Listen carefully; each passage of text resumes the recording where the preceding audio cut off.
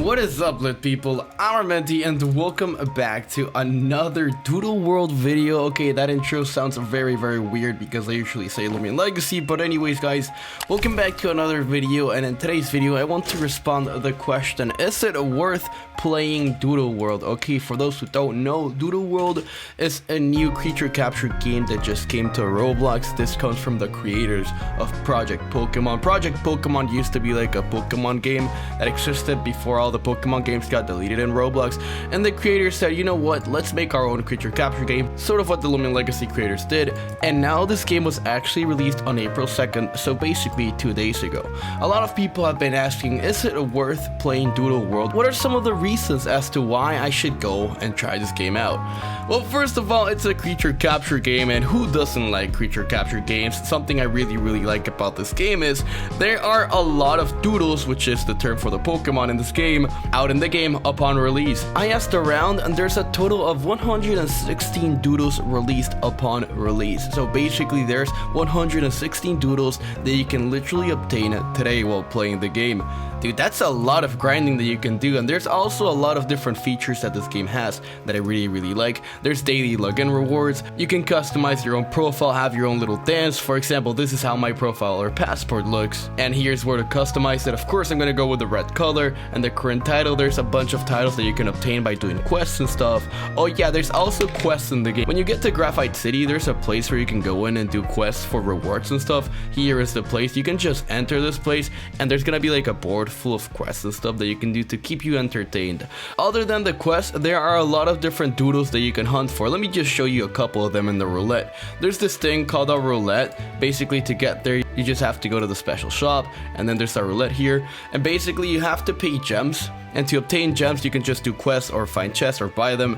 You have to pay gems to just roll a random doodle, and you'll just get a random doodle from the set. The good thing about the roulette is that each doodle has a 10% chance of being obtained. With the roulette, there's some things that you can see. For example, here you can see that there are 2 hidden trait doodles. The gray ones are the least rare of the set, and the blue and purple ones are the most rare of the set. There's also the orange ones, which are the mythics, which are super hard to find in the roulette. Right now, there's only one mythic that you can obtain without having to roll the roulette, which is called Glove. You have to do a quest for it, and then you have to hunt it in the wild. I believe it's a 1 in 800 chance of appearing, which is pretty cool. Other than hunting, guys, there's this thing called chain hunting. Basically, let's say you want to hunt for the misprint, which is the term for shiny in this game, of a specific doodle. So let's run in the wild and let's see what we find. Okay, so we found the Wiglet. If I want to hunt for the misprint of Wiglet, I just have to keep killing random Wiglets in the wild, and eventually the more I kill, the higher my chances are to find a shiny Wiglet in the wild. Let me just kill this and show you what's gonna happen real quick. Okay, so we killed Wiglet, and if we go to the backpack and see the tally counter here, it says you are currently at number 1 for chaining Wiglet. And if I just keep killing Wiglets, I'm gonna have a higher chance of finding a misprint or shiny Wiglet in the wild. Okay, now I want to talk about tint, misprint, skin, and hidden ability or hidden trait. Basically, there's a lot of different doodle varieties that you can obtain in the game.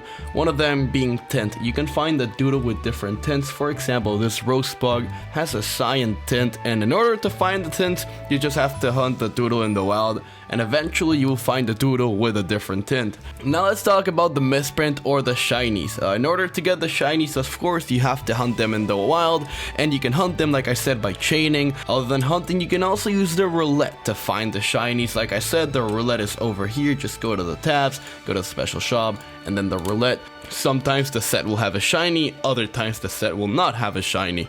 Here's another example of a doodle with a tint. This Borbo has the cyan tint, and this doodle has a gold tint, which is pretty nice. Let's take a look at the skins that you can obtain with your doodle. So if you go to the Doodlepedia and you just check the doodle's tasks, which is also known as the mastery, it tells you a lot of stuff to do, right?